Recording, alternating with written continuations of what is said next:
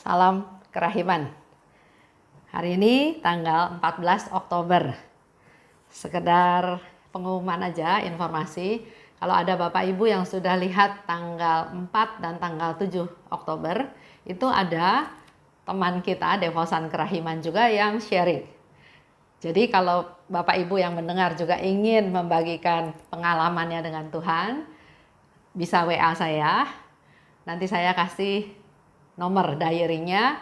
Nah, mungkin dari situ bisa menceritakan pengalaman bagaimana atau pengalaman hidup sehari-hari atau pertanyaan juga boleh supaya pertemuan kita bisa semakin kaya. Bisa hubungin saya di nomor WhatsApp saya 0812 9399 1242. Itu aja, kita mulai ya. Dalam nama Bapa dan Putra dan Roh Kudus. Amin. Hari ini kita akan bahas dari nomor 641 dan 684. 641.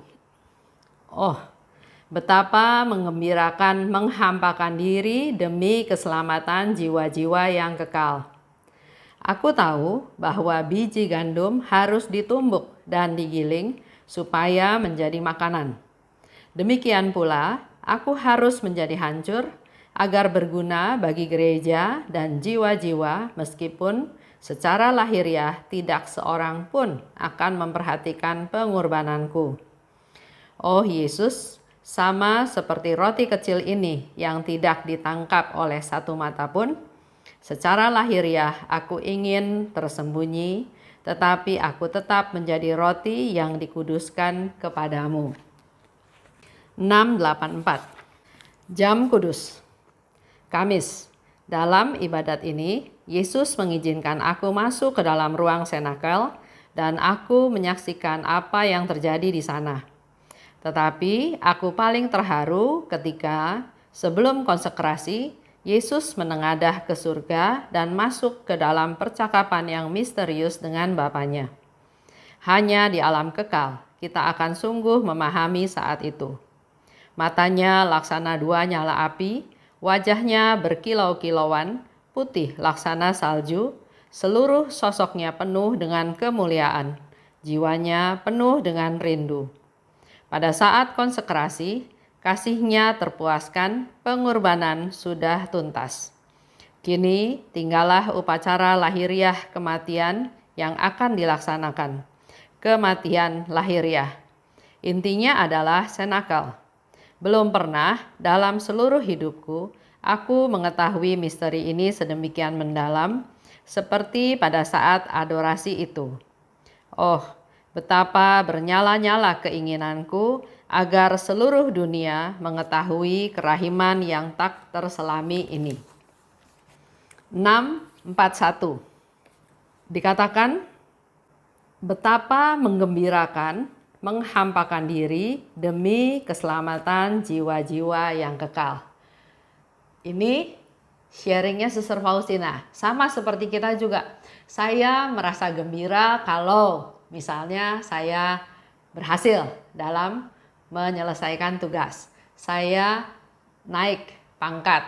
Saya naik gaji. Kalau Suster Faustina, yang dikatakan oleh Suster Faustina, betapa menggembirakan. Apa yang membuat dia gembira? Karena dia bisa menghampakan diri untuk jiwa-jiwa.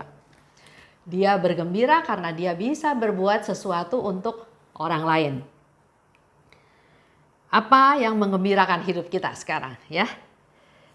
Kita punya suami yang baik, kita punya anak-anak yang sukses, anak-anak yang sekolahnya bagus hasilnya, atau apa ya?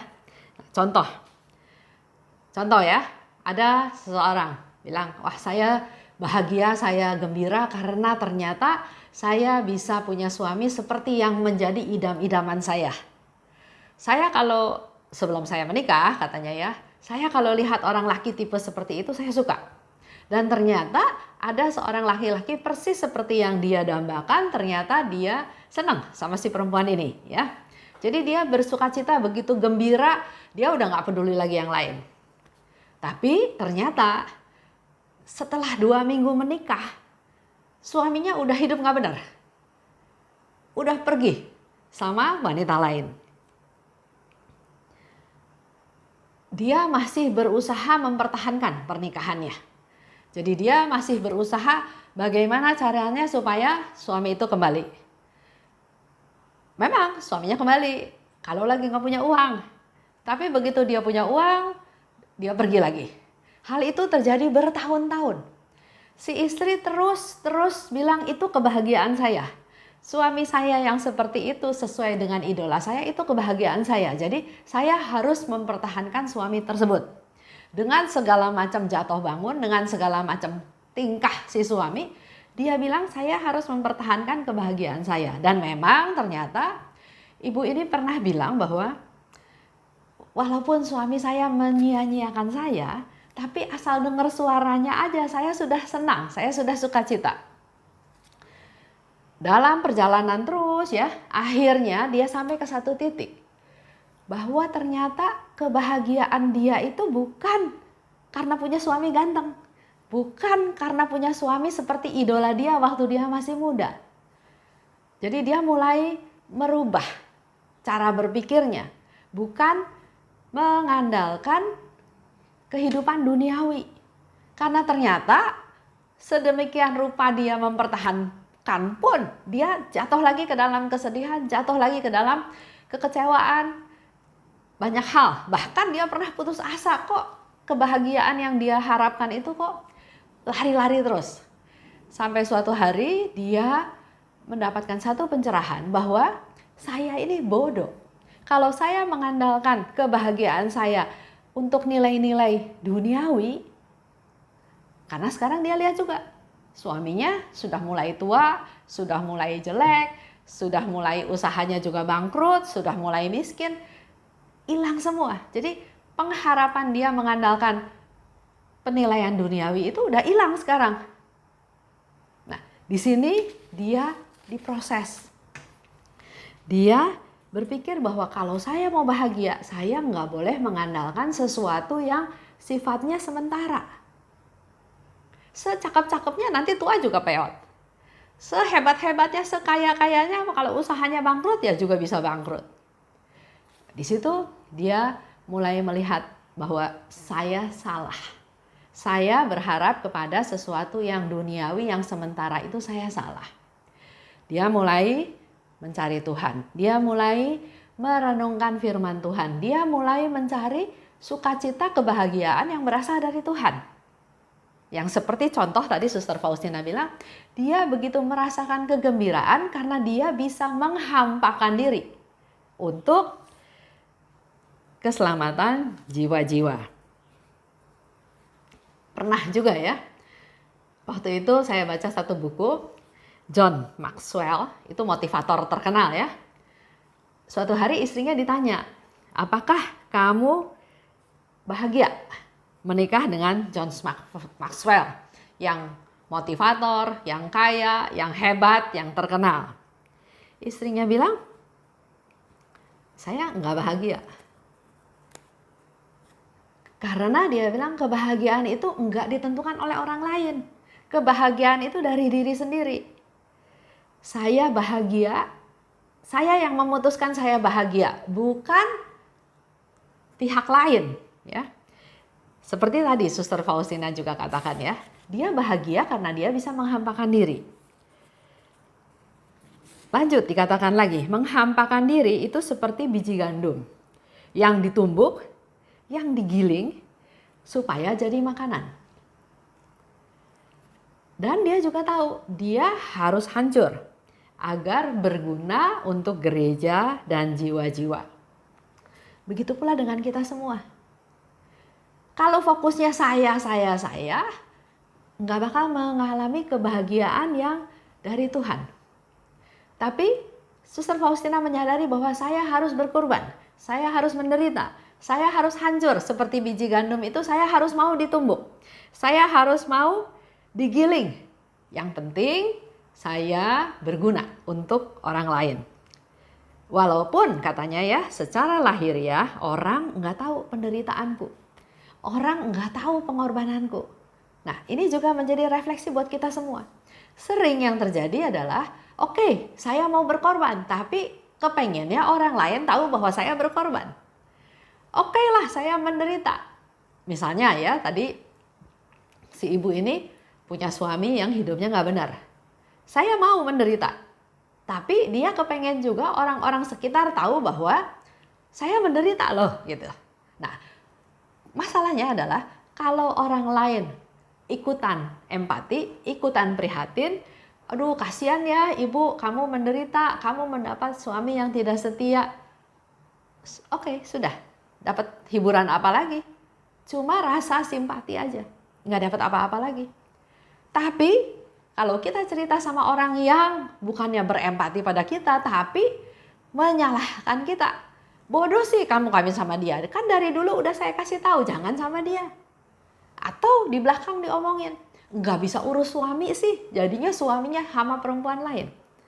Banyak hal-hal yang kita cerita itu bukan mendatangkan kekuatan, malah mendatangkan semakin banyak lagi penderitaan dan semakin banyak lagi kesedihan. Oleh sebab itu, ayo kita belajar dari Suster Faustina. Menderita, berkorban, tapi usahakan orang lain nggak tahu kita menderita. Usahakan orang lain nggak tahu pengorbananku, katanya, ya. Seperti roti kecil. Nah, kita lanjut di 684. Di situ dikatakan jam kudus. Hari Kamis, Suster Faustina melakukan adorasi. Dan dalam adorasi tersebut, Yesus mengizinkan Suster Faustina untuk masuk ke ruang senakel, ya, ruang perjamuan malam terakhir. Kalau Bapak Ibu juga pernah pergi ke sana, ya, ruang senakel itu memang ada di lantai 2, ruangnya kecil, ada meja, dan disitulah malam perjamuan malam terakhir. Suster Faustina katakan, sebelum konsekrasi, Yesus menengadah ke surga dan masuk ke dalam percakapan serius dengan Bapaknya. Pada saat konsekrasi, kasihnya terpuaskan. Pengorbanannya sudah tuntas. Karena pada saat konsekrasi, Yesus memberikan tubuh dan darahnya untuk keselamatan kita semua. Jadi dikatakan kasihnya terpuaskan, tersalurkan, ya. Dia mau menunjukkan kasihnya kepada Bapa, kasihnya kepada kita semua manusia, dan pengorbanannya sudah tuntas. Sudah semuanya, sudah sehabis-habisnya, semuanya dia korbankan. Nah, di dalam malam perjamuan terakhir itu, kalau kita ingat lagi peristiwa perjamuan malam terakhir, Yesus membasuh kaki murid-muridnya, ya, menunjukkan contoh melayani. Yesus datang bukan untuk dilayani, tapi untuk melayani. Dan dia tidak hanya ngomong, dia lakukan, dia melayani dengan membasuh kaki murid-muridnya. Di malam itu juga Yesus memberikan satu informasi bahwa ada salah satu muridnya yang akan mengkhianati dia, yaitu Yudas, ya. Yudas Iskariot akan mengkhianati dia.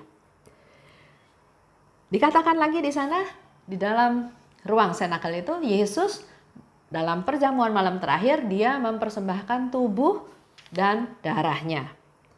Yesus berkorban sehabis-habisnya untuk kita semua manusia berdosa. Walaupun Yesus tahu Yudas akan berkhianat, dia tetap memperlakukan semua muridnya dengan baik. Yesus membasuh kaki muridnya. Petrus bilang, jangan. Tapi Yesus bilang, kalau kamu mau jadi muridku, kamu harus mau ini, ya. Jadi itulah contoh yang Yesus berikan di malam perjamuan terakhir, di saat-saat terakhir hidupnya. Nah, kita pun sama. Kalau kita mau jadi pengikut Yesus, pertama, jangan fokus ke diri sendiri. Saya dapat apa? Pengorbanan saya sudah segini besar, tapi kok saya begini? Lupakan sayanya, ya. Tapi kita belajar seperti Yesus yang memberi. Suster Faustina juga yang memberi, menghampakan diri untuk keselamatan jiwa-jiwa. Kita berdoa, kita berpuasa, kita bermati raga, kita bernovena untuk keselamatan minimal anggota keluarga kita dulu. Dari yang belum kenal Tuhan menjadi kenal Tuhan. Dari yang tadinya bermasalah supaya ada solusi, supaya ada jalan keluar. Tuhan itu akan mendengarkan doa umatnya, doa anak-anaknya yang memohon kepadanya. Apalagi kalau doa itu doa syafaat, doa untuk kepentingan orang lain, apalagi doa untuk keselamatan jiwa-jiwa. Itu aja ya. Hari ini kita akan tutup dengan doa penutup. Dalam nama Bapa dan Putra dan Roh Kudus, amin. Allah Bapa yang Maha Baik, terima kasih Bapa atas pengajaran-Mu, atas pembahasan pada hari ini, di mana hari ini juga kami boleh belajar dari Suster Faustina yang menggembirakan itu bukan hal-hal duniawi, bukan hal-hal materi, pangkat, kesuksesan, tapi hari ini kami belajar dari Suster Faustina justru yang menggembirakan hatinya adalah dia bisa menghampakan diri untuk keselamatan jiwa-jiwa. Ajar kami juga Tuhan, supaya dalam hidup kami lebih fokus untuk hal-hal yang rohani, untuk hal-hal yang berkenan kepadamu, untuk hal-hal yang kekal. Bukan fokus hanya pada kehidupan duniawi, materi, pangkat, bahkan kebahagiaan yang sifatnya sementara. Tapi ajar kami, buka hati kami, beri kami pencerahan agar kami bisa fokus pada hal-hal yang rohani, yang berasal daripadamu, di mana kegembiraan yang Kau berikan sifatnya adalah kekal. Mengandalkan Engkau, berserah padamu, maka kami akan memperoleh kegembiraan yang berasal dari-Mu saja. Mohon rahmat-Mu Tuhan untuk saudara-saudara kami, untuk keluarga kami, agar mereka semua juga boleh mengalami sukacita yang berasal daripada-Mu. Kemuliaan kepada Bapa dan Putra dan Roh Kudus, seperti pada permulaan, sekarang, selalu dan sepanjang segala abad. Amin. Dalam nama Bapa dan Putra dan Roh Kudus. Amin. Salam kerahiman.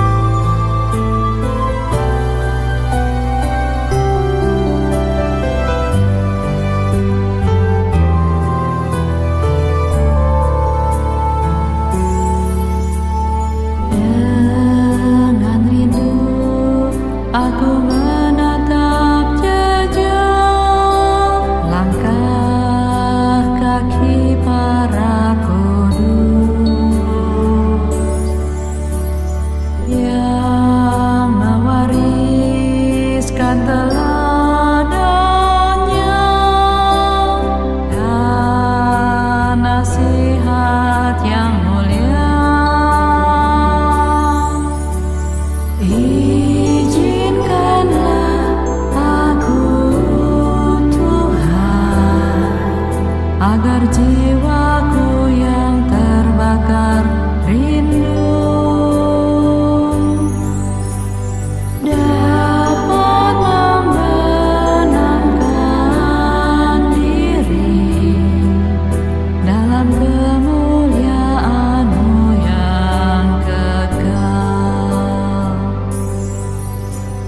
Dan